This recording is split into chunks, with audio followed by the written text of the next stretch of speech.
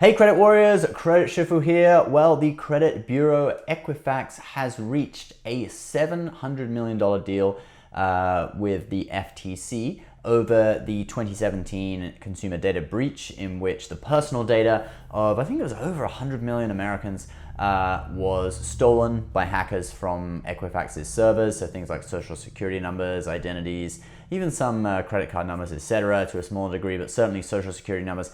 And people's identity was stolen on a large scale. Now, Equifax did offer some, credit monitoring, or I think it was a free year worth of credit monitoring and stuff at the time that you could sign up for, which I did sign up for. But now there's been this class action lawsuit against Equifax, and as part of that lawsuit, as part of the overall $700 settlement, $380 million is part of a class action lawsuit.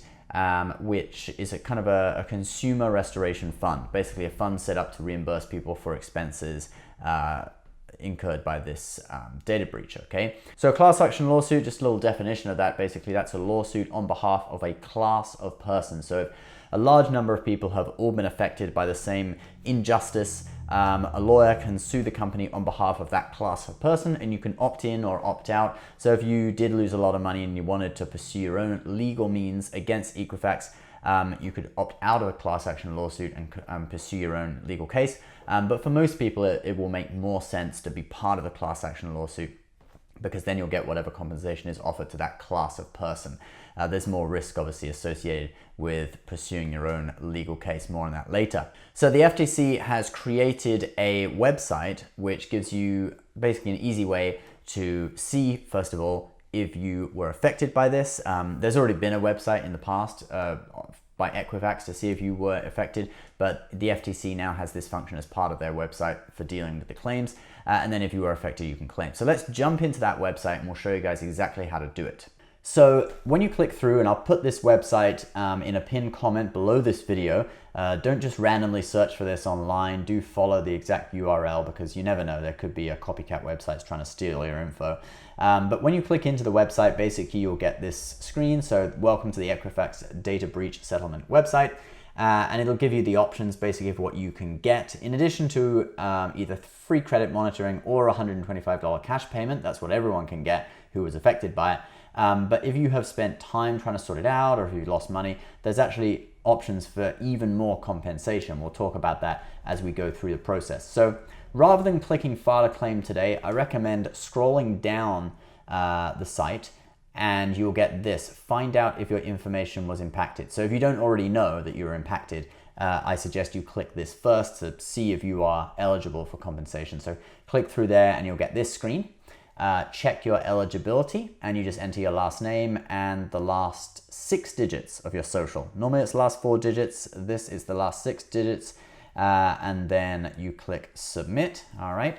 And so in my case, you can see here, based on the information you provided, our records indicate that your personal information was impacted by this incident. All right. Now I already knew that because I checked it at the time back in 2017, but I just checked it again to make sure. And so I was impacted. Obviously, if you weren't impacted, then you can't really file a claim. But if you were impacted, then it gives you the option file a claim. So when you click through there, you get the file a claim screen, and you can either file online or you can file through the mail. And you can actually also file for a minor who was affected.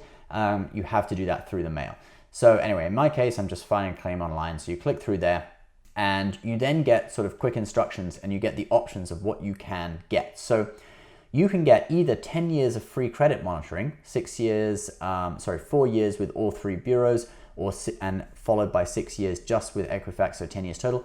Or you can get a cash payment of $125 if you already have credit monitoring. Now, I already have credit monitoring through Credit Karma. Most people writing about this seem to think Credit Karma will count as credit monitoring. So I monitor with Credit Karma, and then Credit Karma only gives you 2 bureaus, so I monitor separately through Experian as well. They have a free credit monitoring thing too. So I believe that counts, so I went for the $125. Then there are a couple of extra options where you can get even more compensation. If you spent time recovering from the breach, you can make a payment, or if you lost money or spent money, you can get that compensated as well. So we'll click next, and basically you enter your address and your personal information and stuff. and then click next again. And okay, so this is the credit monitoring or cash payment. So I chose option 2. What you do is entirely up to you. If you would like their free credit monitoring, you could go for that. Personally, I feel Credit Karma and Experian monitoring is enough, so I just took the money. Then there's also a cash payment option if you spent time. Now, I did actually spend some time sorting it out, probably about an hour, just setting up like, checking to see if I've been impacted and then signing on to Equifax's free, I think it was a free year of credit monitoring they gave out at the time. That took me about an hour to do. You can basically claim $25 per hour for the time you spent. And they talk about it, if you spent time placing or removing credit freezes, setting up credit monitoring, that kind of stuff. If you spent under 10 hours, you just got to describe what you did and they'll believe you. If you spent more than 10 hours, you have to, include some supporting documents showing fraud or identity theft. So basically, you have to have actually been a victim if it was over 10 hours. But under 10 hours, just setting up credit freezes and that kind of thing, you can claim $25 per hour for. So if you want to do that, you can. I personally felt it was a little bit, overkill, so I didn't bother. Then you have if you lost money. So if you were actually impacted, you can be compensated up to $20,000. I wasn't impacted, but if someone else did, then you could click that option. And then basically the last section is how do you want your cash payment? I chose check, but you can have a prepaid gift card if you want, and they'll send it to your house. So then you've got kind of like a confirmation. Obviously I'm blurring out all that stuff. And then finally, once you've sent your claim, they give you this thing that says success, and it has a confirmation number. Now, quite important, they do not send you an email, which is kind of weird, all right? But maybe it's a security thing.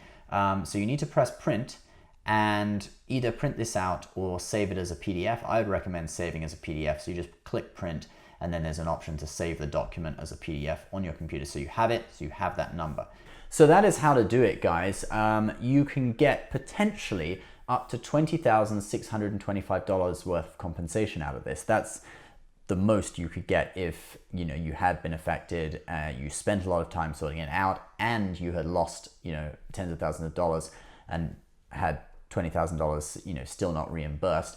So that's the most you could get. Obviously, most people, I think they're probably just going to be getting the 125. Now, some important dates to remember though. If you want to be part of this class action lawsuit, okay, you need to sign up for it by January 22nd, 2020. Okay, so that's January next year. All right, so you've got about 6 months or so to sign up for it, okay? If you want to opt out because you're choosing to pursue your own legal case against Equifax, you need to opt out by November 19th, 2019. Now, this is not going to apply to most people. The only people who really would opt out, I think, would be people who'd lost significant amounts of money that hadn't been reimbursed, okay?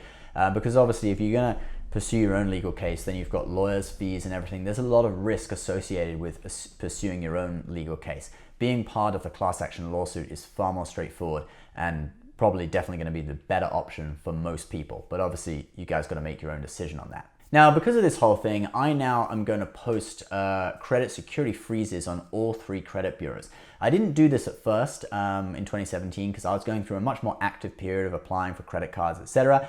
Now that I've got my mortgage, okay, we're sitting in the new house. I think you guys know that. I've been going on about it for the last few videos. And also yesterday I applied for the Chase Ink Preferred, which was the latest card that I wanted to apply for. I was actually denied immediately, okay, because of a stupid mistake. I'll probably make a separate video talking about it, but then I actually went into the branch, talked with them, they sorted it all out and have been approved, so I'll receive the card in a couple of weeks. So, very happy about that. But anyway, I have, applied for the card I want, the next card I want. I probably won't apply for another card for like 6 months. So I'm going to actually place credit freezes on all 3 bureaus.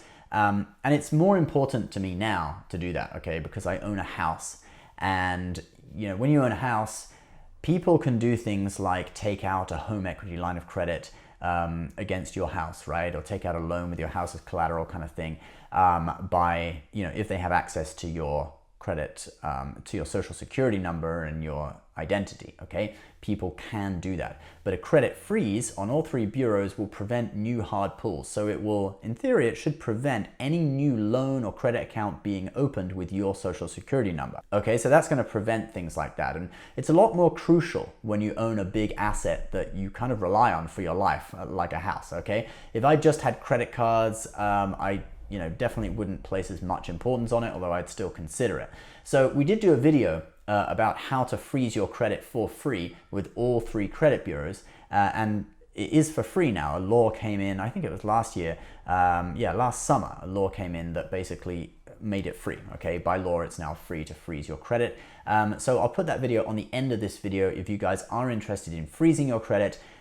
We'll put the video there. As always, we'll put some of our favorite credit cards links in the description below that you guys can check out.